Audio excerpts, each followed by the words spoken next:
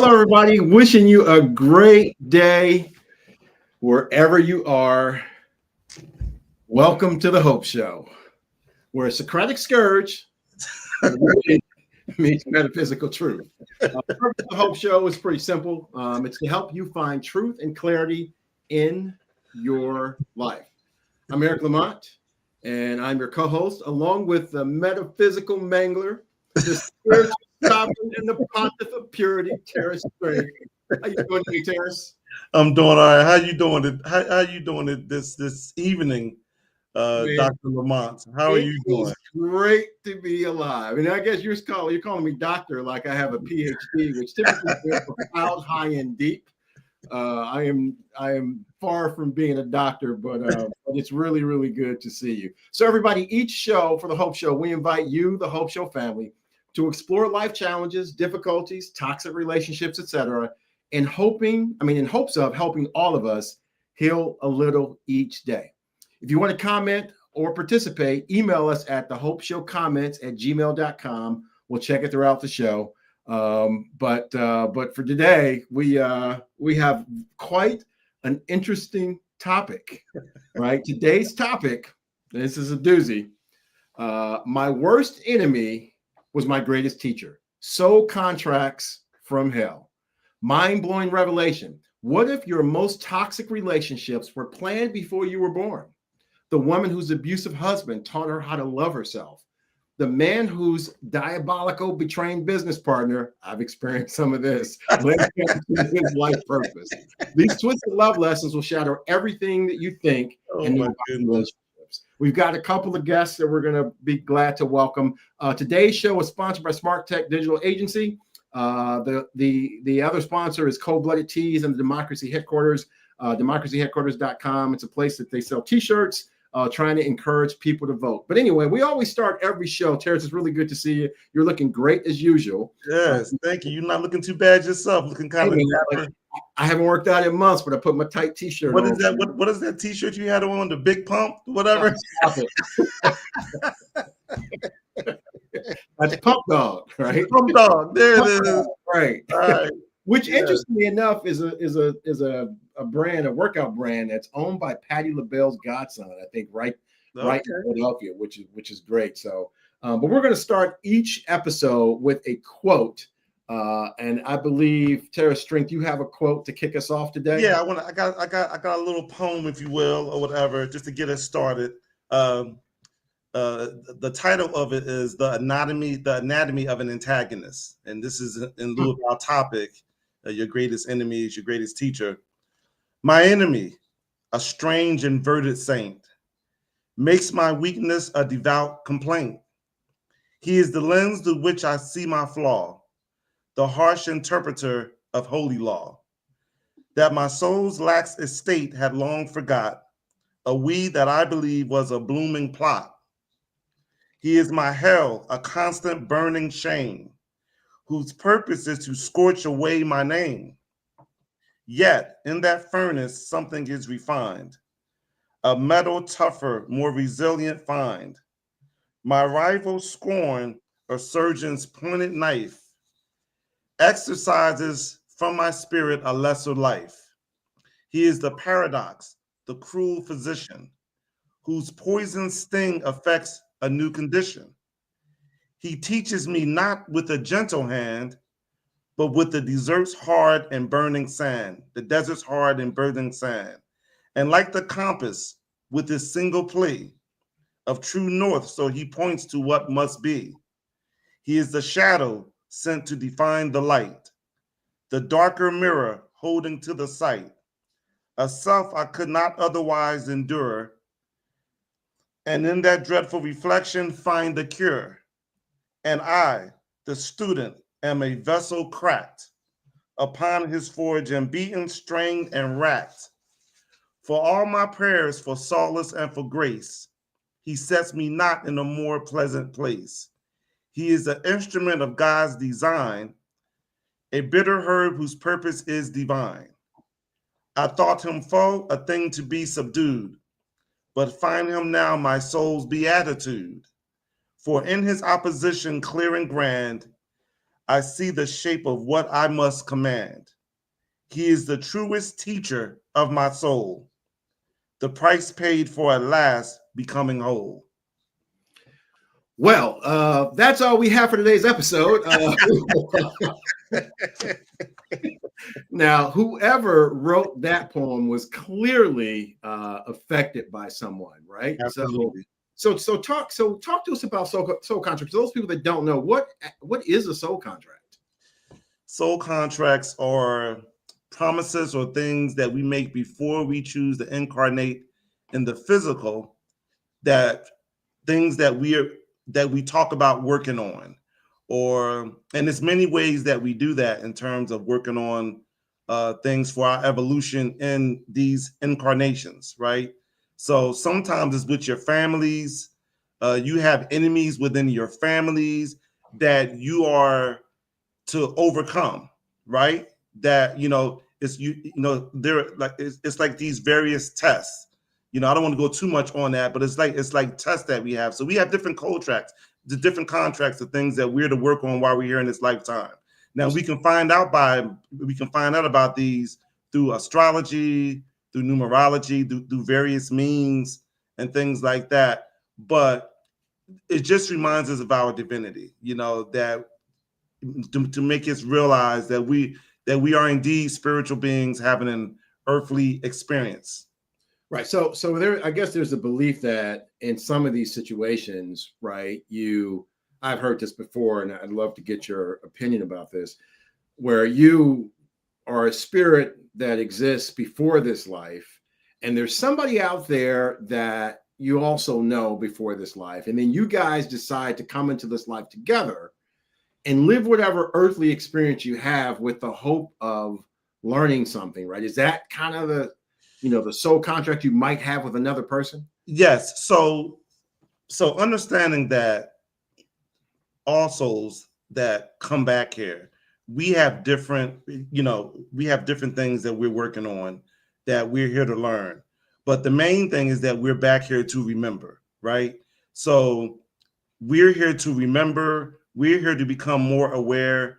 We're here to express love, to be loved. We have many things that we're to work on. So as we go down this rabbit hole of seeking and learning and exploring, this is all part of our expansion. So yes, we have soul contracts. Once you go down that rabbit hole of metaphysics or whatever your beliefs are, to some extent, that's another topic. Once we go down, it helps us to find out what we're here to figure out and work on. Yeah, I don't know. I mean, this is where the Socratic scourge comes. Like, I think that all sounds neat, but isn't that a cop out? Like, to think that this person who was the worst person that you ever dated, that you guys agreed before you came here that when you got here, that person was going to be the worst person you ever dated. Isn't that kind of counterintuitive? Like, hey, Terrace, like, this is like, we're in this life now, we're going to the next life. And I'm like, hey, Terrace, man, and when we get to the next life, I want you to be the biggest jerk to me as humanly possible, because I need to learn something from that, right? Like, is it so? My question is, and we've got a guest who's going to talk about her personal experience with this. My question is I'm not denying the fact that you will learn something from the people in your life. I guess where I'm questioning is that really pre-planned? Does that make sense? See, here's the thing, right? I mean, let's just keep it real, right? So a lot of this stuff, now there are clues here spiritually. There are things that we can do to figure this out. A lot of it you may not be able to verify, right? Mm-hmm. But it is more, Eric, it is more about your individual, how you view your experiences and how you grow from your experiences. It's more about that. So let's say I have a bad relationship with a woman, or I have a bad marriage, okay? How I respond to that bad marriage or to that bad relationships determines my level of spiritual progression or what I've learned from it or whatever. It may not be so much that, we talked about this before we got here. Maybe we did, maybe we didn't. But the point of the matter is that once we come down here, I would consider Earth like school, or these other dimensions. It's like school, and so for some of us have been here many times before. And some people are flunking every day. Some of us just got here yesterday, right? I'm just saying. Right. So it's really more about people who are flunking when they're in traffic. Like, you know what I mean? Like, yeah, I'm running into them every day when I'm on the road and stuff, right? You know what I mean? I almost try to crash into my car. But anyway, the point of the matter is that as you go farther down the rabbit hole, your perspective, you begin to see us all as connected, right? Because we're all energy, all right? So as you begin to evolve, you realize that we're all connected, and that the person that you're playing out these dramas with they also have stuff to work on, and somehow you guys find each other, right? So you present opportunities for each other to work on this stuff. It gives you an opportunity to work on what you're here to work on. So let's say I see you as my greatest enemy. I can sit here and fight you and try to kill you, or I can look at what it is about you that you show me what I'm struggling with. Whatever I'm getting all irritated about you, it's probably true about me, and I don't want to accept that. And that's really why I want to kill you, right? I want to kill you because you reminded me of something that I don't want to deal with that I know is true within myself. So as I begin to examine myself, that's why I just like Michael Jordan so much. Exactly. Michael Jordan, Stephen A. Smith, all these guys. I just dislike Stephen A. Smith because I used to work with him and he wouldn't say hello in the hallway. Like that's so he didn't everybody. He didn't say hello to you. Maybe he was having a bad day. Every day. Maybe he was having a bad day. We all have bad days. Yeah. Who knows? Okay. The point of the matter is energetically, you are still connected to all of them. And maybe there is something about the way he treated you that hit to a core of something that you have unresolved within yourself. Okay. So it's all about how we look at these experiences and what we can glean from them in terms of becoming better ourselves. And we know how challenging romantic relationships can be. And it's the same thing even with that. And actually that is the main purpose of your partners or spouses or things like that, to really help each other to grow. Now, we know for many relationships that ends up not happening. We end up killing each other, divorcing, and all types of things that happen. Okay. But if you're coming into these relationships and you understand that my job for my wife is to help her to expand consciously and metaphysically. Her job is to help me to do the same. You come in with that type of attitude, then it helps you to process and to see things that happen and to process them differently. You know what I'm saying? Yeah. Less angry, less bitter, more loving. You see a need they give you an opportunity. And our enemies give us an opportunity to learn these things also, to learn compassion, to be more loving, to be less judgmental. And we've also seen cases where bitter enemies become great friends. We see bitter enemies in sports compete against each other, become great friends. Magic Johnson. Yeah, that's right. Because you listen, Kobe Bryant talked about AI helping his game to be better. Right. They were fierce competitors and rivals on the court, but he openly acknowledged that AI made him better because he couldn't figure him out. Yeah. He couldn't deal with the speed. Yeah. And of course, that's in a competitive stance. So usually, if we understand that and work towards understanding that and move it in that direction, a lot of our most challenging relationships actually stretch us the most. Yeah. Well, I do believe that there are relationships. There's at least one relationship that I'll talk about in a little bit that I learned a lot from, and I've recently had an epiphany. It's with my very own dad, right? So I'll talk a little bit about that. But before we do that, we want to bring in Mo. So we'll welcome Mo to the Hope Show. Hopefully Mo is ready to join us. Let's see if Mo's ready to join us. And then after that, we've got another special guest, Dark Matter, who is also we hope she can get here. You never know. I think she just flew in from the cosmos about a couple hours ago. Right. Got a busted wheel on her spaceship. Anyway, look at Mo. She looks beautiful tonight. Mo looks good. Glowing. Oh my God, she got to get away more often. You know what I mean? How y'all doing tonight? Good. Always good. She Welcome got to a the halo. Hope Show, Yeah. Mo. I need to change Yes. my Making background. rhymes. I sound like Jesse Jackson. I'm making rhymes. Welcome to the Hope Show, Mo. Free of the hope. Thank you very much. Thank you. I'm enjoying the commentary so far. You know, Yeah. it's very good.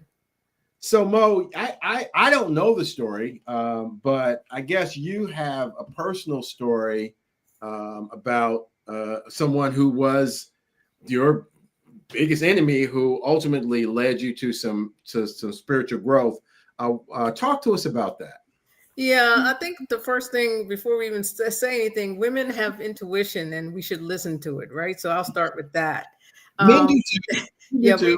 we Yeah. should have we all have it. We all have it, and we should listen when it comes around. Anyway, I got involved in a relationship with an older man. I was in my late 20s, and he How was old in was his he? 40s. He was in his 40s. He's in his 40s. Yeah, late 40s. Ah. Yeah. So yeah, you can see the imbalance as it was, and also another red flag was that he was a therapist, and he didn't believe in therapy.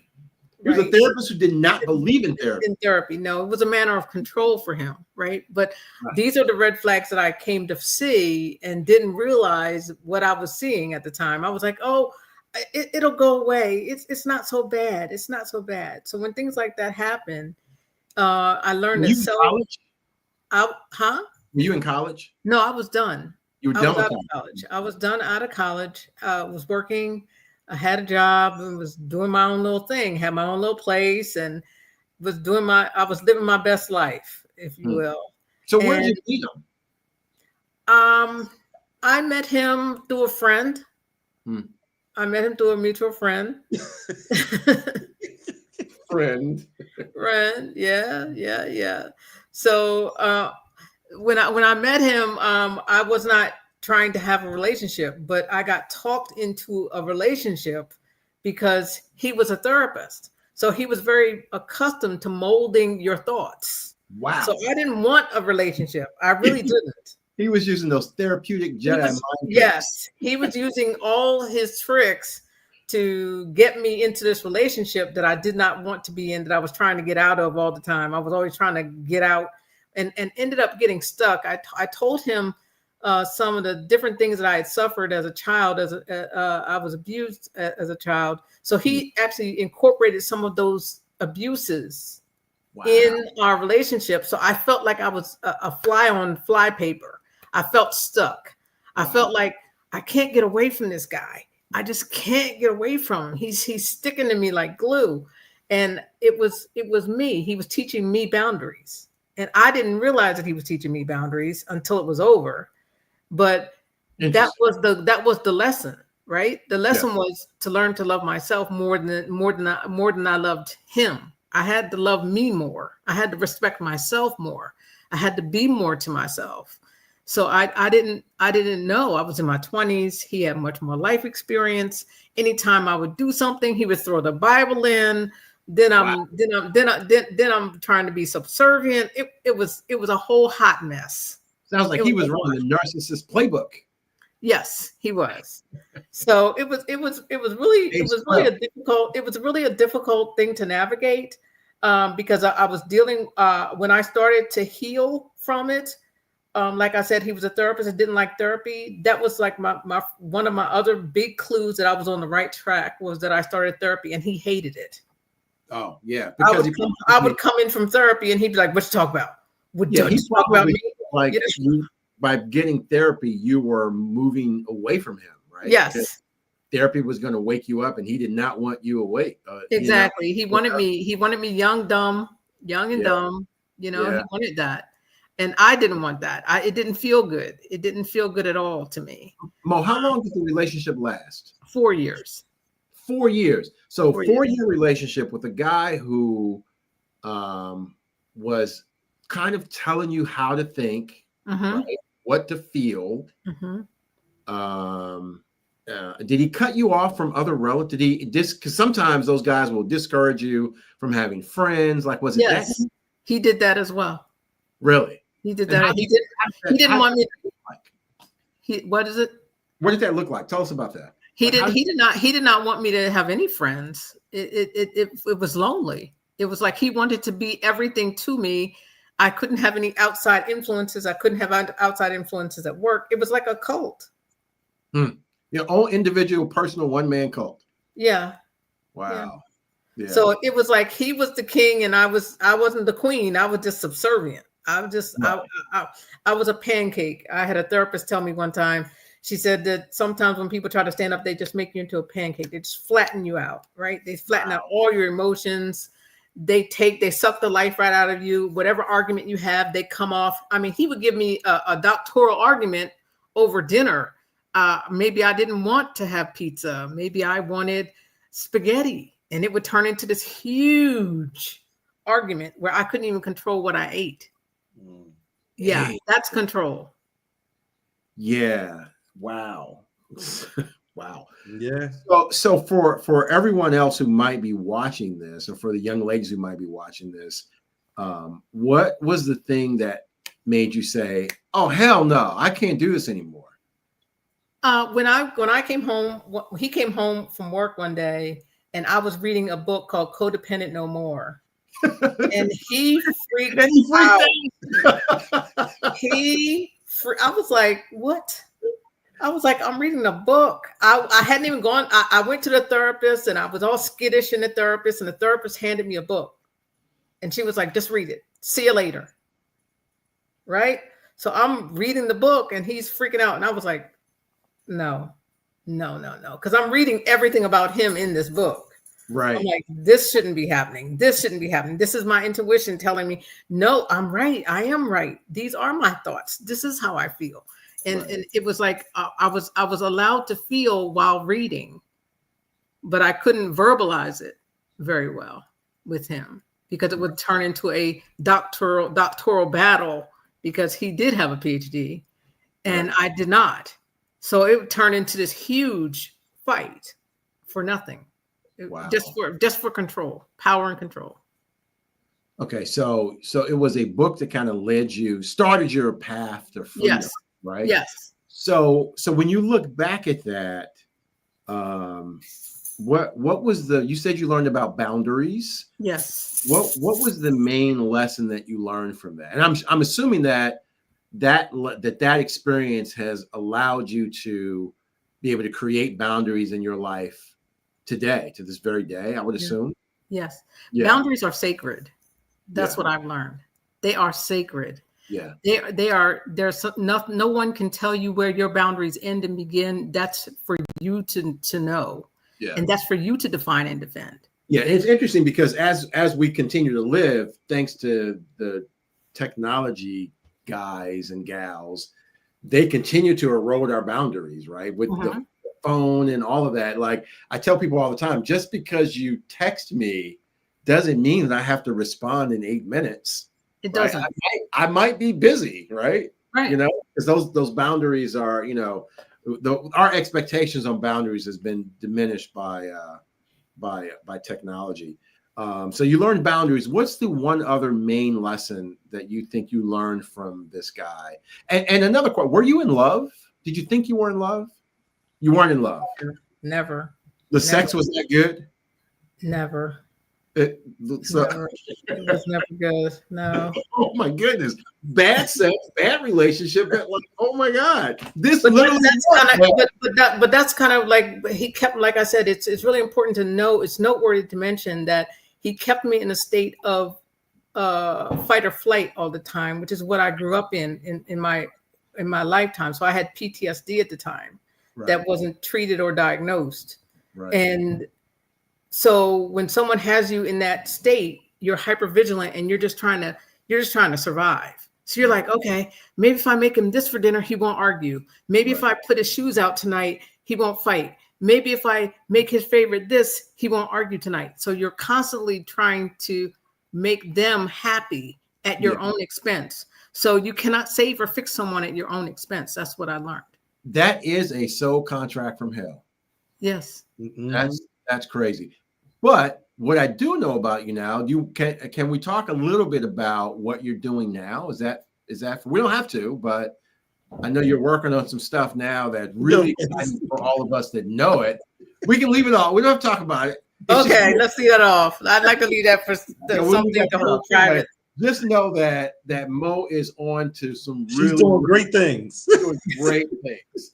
Absolutely great things. Absolutely great things. Well, Mo, thanks for sharing your story. Thanks for being honest and open. You know, we like that. You know, we try to create a vulnerable space here where people feel comfortable being vulnerable and talk about it. So thank you for being vulnerable today, and thank you for coming on. We're going to invite you back. Promise me you're going to come back as you get further along in some of the things you're doing, because I think the stuff that you're doing, I would feel more comfortable then. Yes. Yeah, and I mean, the world needs what you're doing. So thank you. So thanks again, and you look fantastic. It's really good seeing you. Thank you. I mean, offline, we're going to talk about this guy again. Do you need me to you want me to hunt him down and have him? You know, I know some people. Listen, we done been there, done that. It's all good now. It's not even worth it. He's not even worth my energy. I don't even put any energy in that. This is the most I've talked about him in years. I don't even give him energy. Yeah, I completely understand. Yeah. Well, Mo, thanks for coming on. Thanks for your honesty, and we'll see you soon. All right, take care. Take care. Have a good night. Wow, man, that's crazy, man. You know, it's funny because as a guy who has daughters, right, I'm always trying to, you know, express to my daughters that, you know, guys have to respect you, and regardless of what's going on in the situation, they should never disrespect you, right? They should never control you, and you should always be focused on those things that are important to you in your life. So, from your perspective, Terrace, you know, that situation is probably more common than we all want to admit. You know, older guys finding younger. So what do you think was going on from his perspective? She obviously learned boundaries, but what do you think that he needs to learn in that situation? Because this really sounds like a guy who has some you know, some issues himself. Yeah, well, unfortunately, he was an abuser. You know, he got power from abuse. He wanted a younger woman. Psychological abuse, psychological abuse. There probably was some physical abuse, but there was definite psychological abuse. But it's about power, which means he was probably abused. You know, right. More than likely he was probably abused himself, mistreated, and so he's playing that out. And so that's unfortunate, you know, but just like you were saying, it's a common story. I mean, a lot of people go through that. And, you know, you hope that we can survive it. Sometimes people don't get that opportunity. They have to come back, they get killed, murdered. You know, it raises up the other issues with women and men and toxic masculinity and things like that. So that tree branches off into a lot of things, you know, toxic patriarchy, whatever you want to call it, you know, but that was certainly about power and abuse. Yeah. And it's really unfortunate, again, because I know a lot of that's out there. It's interesting because the whole dynamic around her being in her 20s and a guy, you know, being in her 40s, where a lot of people think that's creepy, right? But actually, no, they probably don't think it's creepy. I mean, he was probably in the position where he was teaching. I mean, he was a therapist, so he probably was teaching. Knowing Mo the way I know her, bright young lady, was looking for some knowledge, noticed some things was happening. So that can easily happen. An older guy, supposedly intelligent, you know, teaching and having students. We see this all the time. I mean, you know, and so. But the problem is that when you're doing something like that, you need to be above reproach, right? If you're trying to help people and shape them, they don't give you their minds. You have to be a caretaker of their minds and their hearts and things like that. And not everybody does that.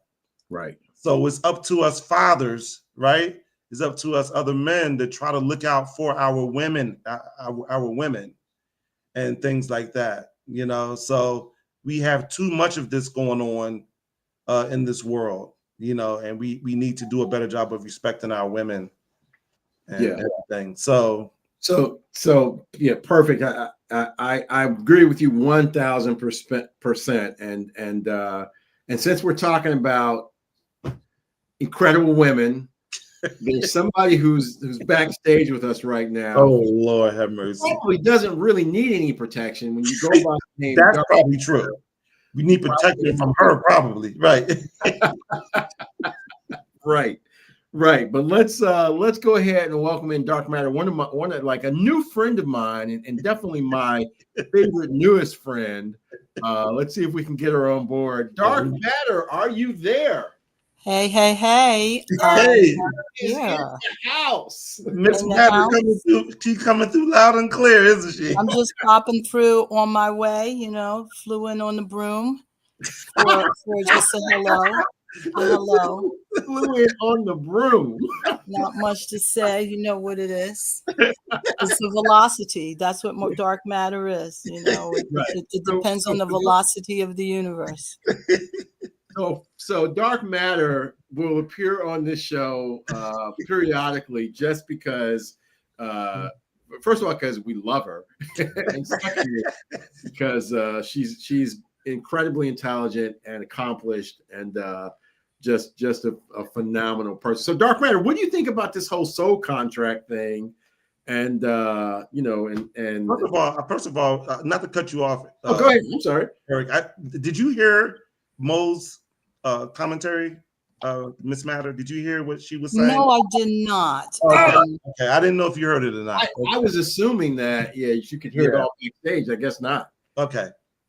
Yeah. So the highlights are Dark Matter. We're talking about soul contracts and how your biggest enemy can be your greatest teacher. And we had a guest on that talked specifically about a relationship that she entered in when she was in her 20s with a guy that was in his 40s, who basically spent the entire time, 4 years of a relationship, controlling her, telling her what she wanted to eat, telling her how to think, etc. And what she learned, and she said the sex wasn't even good, which, why you would say in a 4-year relationship with and the sex is not good and the control of the situation is even beyond me. But she said that ultimately what she learned from that is 2 things.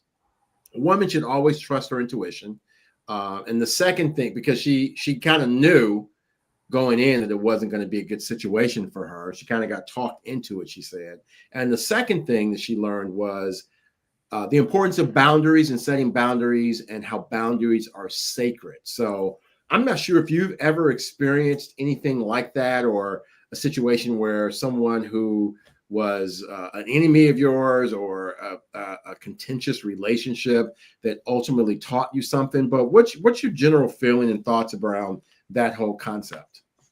Well, I've been fortunate to not have had those kinds of toxic situations. Because ain't nobody messing with Dark Matter in my sphere. Well, in my orbit. People know right from the rip, you're not gonna mess with Dark Matter, right? Well, it's not that, but you know how to move. Yeah. Like when the analogy of why is Dark Matter, it can be warm, cold, and or just evasive. And sometimes, you shield yourself or not out of a situation. And so again, I've never had that kind of situation, because I have fortunately, as you say, we come here on the planet with a couple of things. And if we embrace those things, they can oftentimes work for us. And one of the things that I did come here on the planet with was some intuition, some pushback, and some don't fuck with me, and not have a 7-second delay. That's going to be live. It's great. Oh yeah. Don't mess with don't mess with the universe. Don't mess with the darkness, because I think that a lot of people don't embrace that side of them. Right. So we all have a side that we consider that, as they've, touted in, this new age and everything, like, understanding and getting into your other side. But when you know how to manage it and look at yourself and feel real comfortable. And fortunately, I think that a lot of times, as a woman, your greatest enemy that you learn from is your mom. And I learned some valuable lessons from my mother, and then having the support of a phenomenal dad in my life. That's what gave me the heft to be matter. That's what made me matter to me. Right. So I do understand her, getting, there's gravitational, if you want to look at it like that, there are pulls that pull us. And sometimes we just don't know why that pull is. And fortunately for her, and good for her, she got something out of it that strengthened her. Sometimes it tears a person down to the point that they can't. So I have soul ties. I've always kept myself rather distant from a lot of things. So it's worked for my favor all these years, and been able to have some good relationships along the way on this journey. So if you don't mind me diving just a little bit deeper. So you said phenomenal father, the challenging relationship was with your mother. Were you raised by both parents or one of the parents? I was raised by both. Okay. I lived in a two-family household, brothers and sisters. Often said that I was, and I won't give the number because then somebody can figure out, but I was really one of many. So it was like, Dark Matter's the only child of 4 or 5, because I think that I probably oftentimes sucked all the air out of the room, but I demanded those things as well. So it was like, I think I came here with me, you, but me first, When is your birthday? I am born, I'm an Aquarian by birth. So I'm a January baby. Okay. Both of my parents were Aquarius as well. Aquarians, my mother and father, which is interesting because they're alphas of the zodiac. I was going to say which is I clearly understand why that didn't work, right? because they both had incredibly strong personalities. So and often women can, they do, if they don't become the best friend of a mom, but that mom has some kind of push, then that does become a good teacher if you're able to kind of absorb as well as be open to say, you know what, I don't really care for this person right here, but there are attributes that I like about this person, and there are things that I'm taking away. And that's how I began to, like, I probably didn't really like her from when I was born, you know what I mean? But I chose her. So what was the choice, and why was the choice that I made that choice for that person to be my parent? So you believe that you exist before here, and you choose who to go through this life with, and that is part of your soul contract. So you believe that you chose your mother coming into. I believe I chose my mother and my father, and at different points. I think that I wanted that father, but I think I needed that situation with that mother, because there were other pieces that I think that I innately had already. And then there's a bigger picture to it all. I think that we do, on some level, choose the family. And sometimes we might, like I used to tease him. I say, even when I was younger, I'd say, I thought y'all were going to be a little bit richer than what you are when I came. You did not say that out loud. Oh, yeah, I used to, yes. Oh, if you ever met them, I've always been, Jesus. I've always been like pretty vocal to Valeska. Valeska, I'm sorry. Valeska's at home like, look, y'all. What matter? I'm sorry, but dark matter. We'll edit that out. Dark matter is just like you. Listen, you cannot have me living like this. No, they did a good job, but I wanted more. I mean, I was always like, you know what? I think that I'd like to have these things, and we just got to, you got to. My mother would, often say, take her in the store, and she just, it doesn't matter what. She always seems to pick out the most expensive thing on the rack, And I'm like, well. And did you? And you did? And unknowingly, it wasn't like we were never allowed to really look at prices. We were just allowed to go in and pick out an item. We're veering from the thing. So I learned, again, it was a contentious relationship with her, oftentimes growing up, but it became a very good teacher in the way that I move in the world. Yeah. So dark matter, one final question. So how have you leveraged that learning experience if you have other relationships, be it kids or friends? Like, how have you leveraged that relationship with your mother to allow you to navigate through this life better? On a lot of levels. The main thing that I've done is I've leveraged it to be less judgmental about things and more accepting, covertly on the low. Yeah. I'm not always, but I kind of pull myself back and say, you know what? Not because, for lack of a better term, poor them, you know what I mean? It's like, I really, has caused me to have a little bit more empathy, not only for others, but for myself. Because I had high expectations of a lot of things. And my mother was a woman of aesthetics, So my world has always been early on based around aesthetics. But what I leveraged is that I always learned that I always leave a place better than I arrived.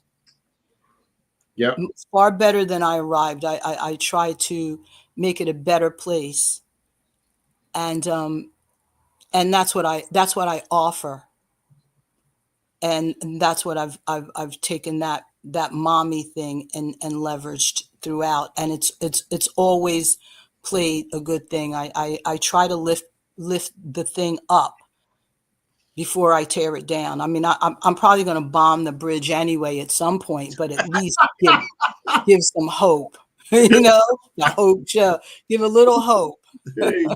Completely consistent with the name Dark Matter. Because you know what, I want to make a comment about Mrs. Matter, because I've known her for a little while now, and she was one of I remember when we first met.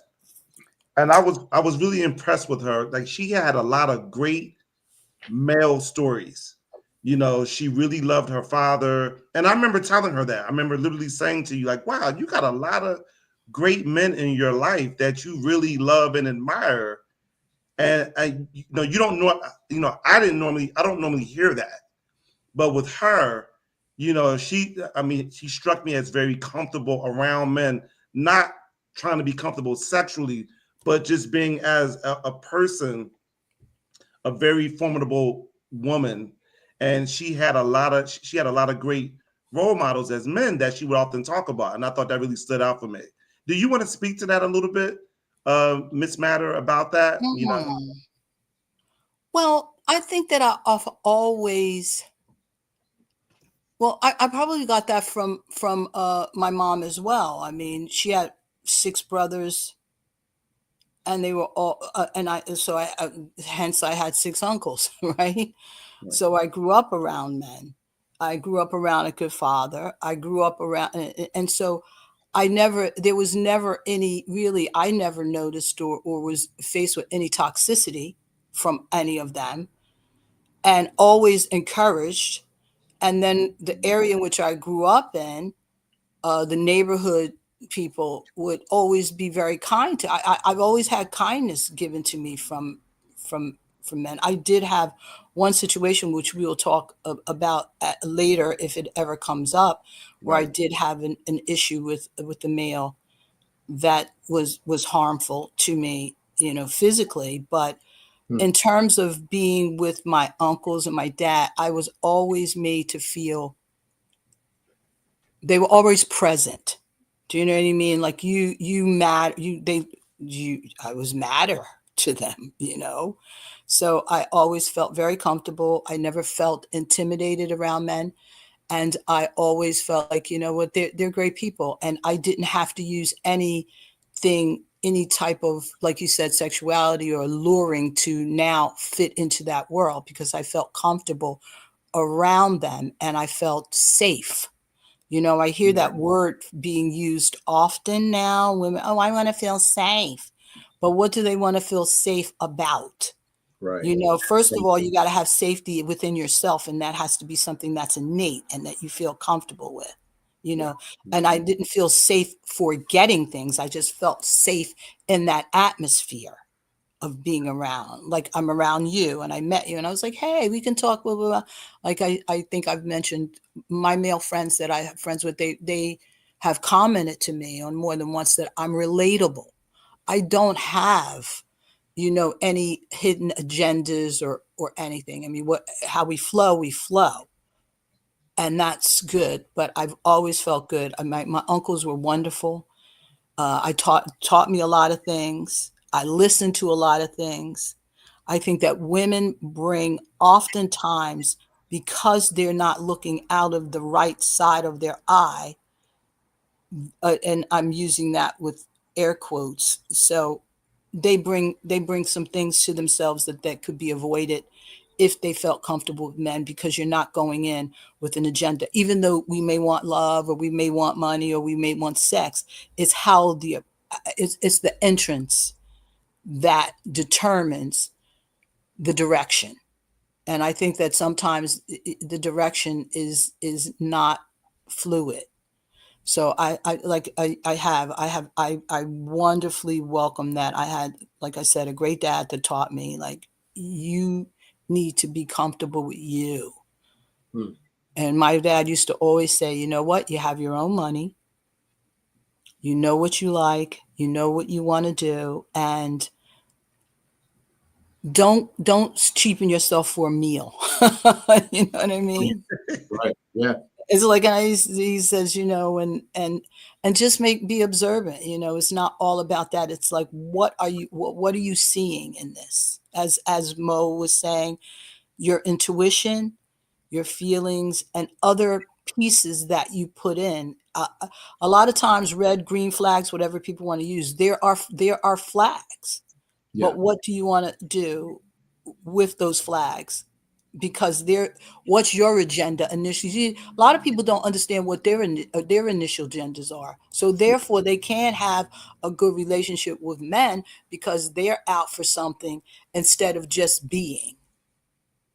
And then that could develop, because, like, oh, I was going out with this guy for 20 years and then he met somebody 3 weeks and he's married. And well, he already knew that. And I think you knew too, that Yeah. it wasn't the right thing. Right. Good.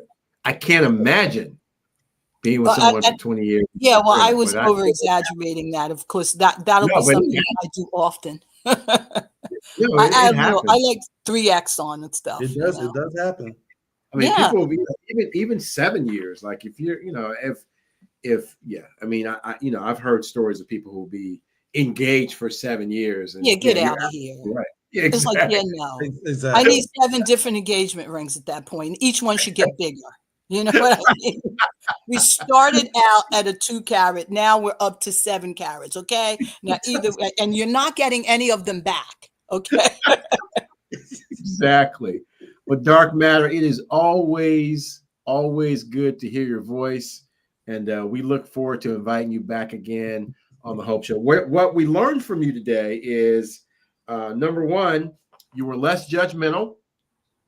Right, over time, you practice more empathy for yourself, and you always leave a situation better than the one you walked into. Great advice for everyone. Thank you for sharing, and thank you for joining us tonight. Well, thank you for having me, and hopefully I'll do that on my next foray here on the Hope Show. All right, we'd love to see you again. Have a great night. All right, Miss Matter. See you later, Mr. Strength. Okay. All right. Man, what incredible people, right? We got Yeah. and we got dark matter on the other. Yeah. And that's good stuff. So the Sultan, the sovereign. Here we go. I didn't mean Sultan. I'm sorry. The sovereign of spirituality. Oh, so if there was, because we're coming up on time shortly here. If there were like, if there was a piece of advice or some direction that you wanted members of the Hope Show family to step towards, if they're going through, let's assume they're going through a situation now where they're in one of those relationships that is a soul contract from hell, right? And we want them to either get out of it or change their perspective. Like, what would you tell them to do? The first thing you want to look at is, how does this relationship make me feel? How am I feeling? Right. Gives me yes, I understand. Right. Listen to your intuition. How is this person making me feel? Right. Now, we know the feminine, she's more into her feelings than maybe men are. But we have both masculine and feminine energies within us, right? So the first thing is, how is this relationship making me feel? Like, what is the purpose of this relationship? Why am I attracted? And see, and this is why we're back here to figure out what we're here to learn. In terms of, you heard Dark Matter talk about choosing her parents. We choose situations. We are here to evolve beyond them. We are here to grow from them. We choose them because I believed we choose them because they had a set of circumstances that we needed to overcome. They provided the contrast we needed to work on the things that we decided to come back to work on. And so again, it's all about perspective.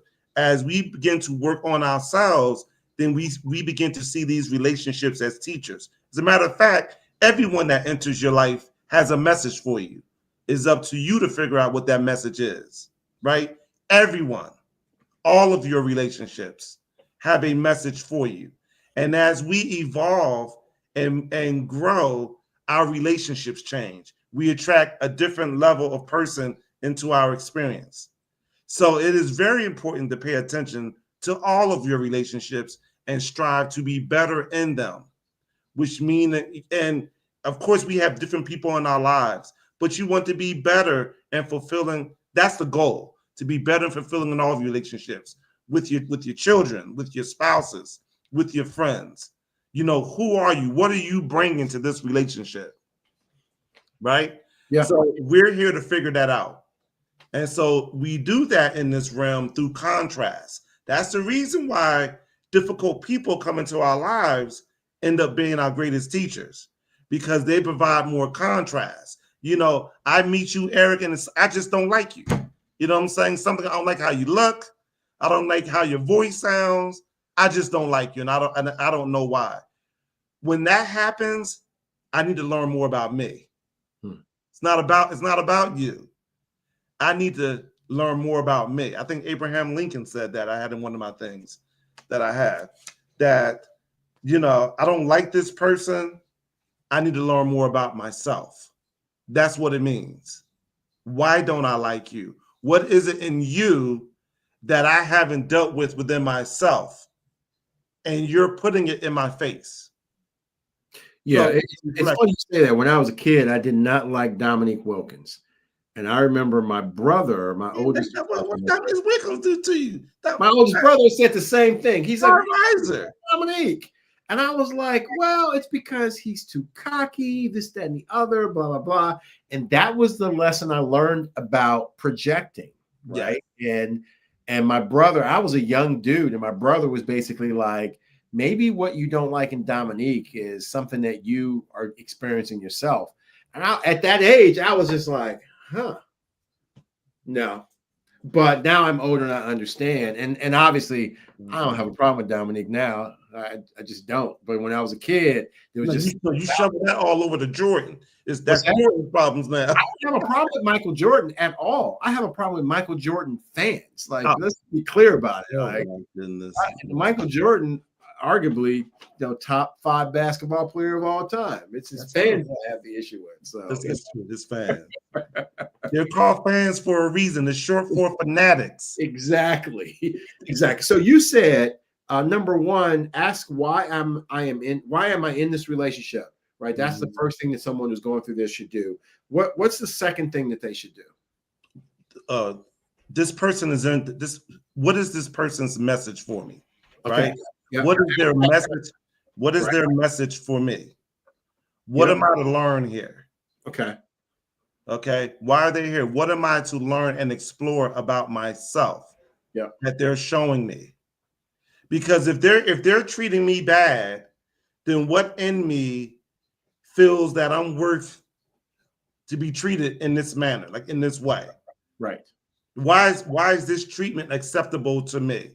Right. So obviously there's some trauma there. There's some wounding there that I need to address. The fact that I let your monkey, I let you treat me this way. You almost said it. I know. I didn't say it. It was right there. It was there. If there's a third step, what would be the third step then? Because I figure out why I'm in a relationship. I've asked that, what's the message for me? And I clearly understand that. Then is it just be like, hey, you got to go? What's the next? You adjust accordingly. I would advise to try to find the compassion, to try to communicate with the person as to what their issue is and to see what's there.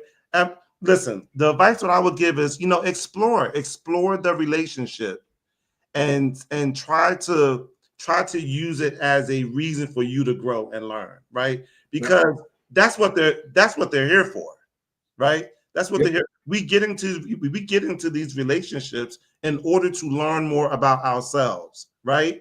Because in these relationships, you find out what you like, you find out what you don't like, you find out that, like, man, this person reminds me of my mother or my father, and I can't stand them, or I really love them. So it's all about finding out more about ourselves, right? Right. Okay, that's perfect. So here's a quote real quick. Growth is seeing your ex and realizing that if you met them now, they would not even make it past the first date. Like, that's real growth.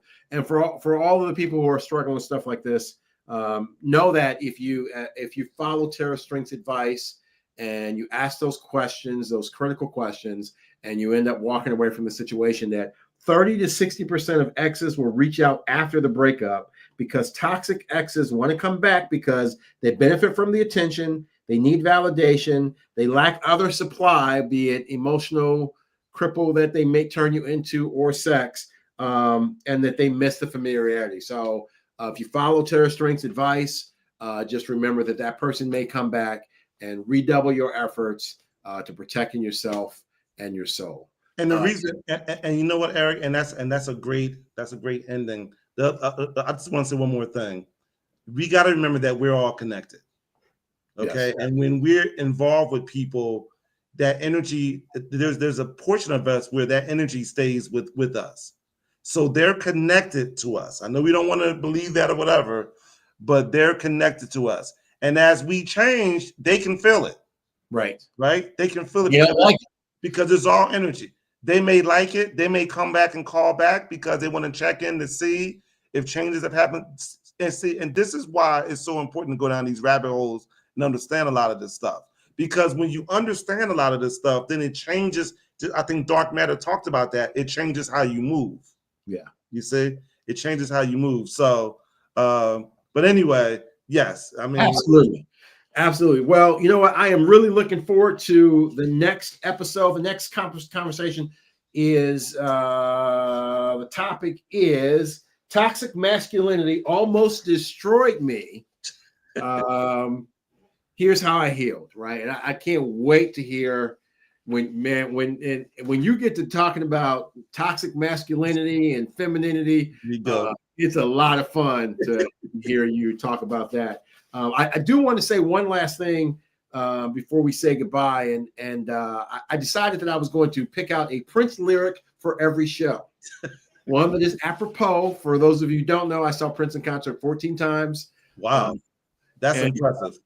Yeah, and it was worth every dollar and every hour I spent there. But there's a song that Prince wrote called "I Hate You," right? Mm-hmm. The message in that song here's the lyrics: "I hate you because I love you, but I can't love you because I hate you," which is kind of the complete summation of being in one of those relationships where you're in it and you love the person, but you actually know you really shouldn't be in it, as Mo said earlier. So, any last words you have for the audience tonight?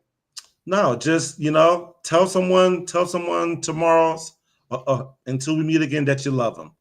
Just tell as many people as you can that you love them. Put that energy out there, right? Because we all want to be loved. So you put that out there. And Dr. Lamont, I love you, bro. Okay? I love you too, man. I love you. I love you. So before you do something crazy, I'm gonna call you to pop up. I love you now, Eric. Listen, you have been the guiding light in my life for a number of years. And for those of you, if you stick with the Hope Show, you'll see the magic of some of the advice that Terrence gives on a regular basis. And if you end up joining the Hope Show family, and we'll show you how to do that on our YouTube channel, etc. There'll be also some goodies that you guys have. Remember, our sponsors today are Smart Tech Digital Agency, the Democracy Headquarters, and Cold Blooded Teas. Yes. Thank you for joining the Hope Show. And as Tara String said, go love somebody. We'll see you next week. Absolutely. Great day. Okay. Bye.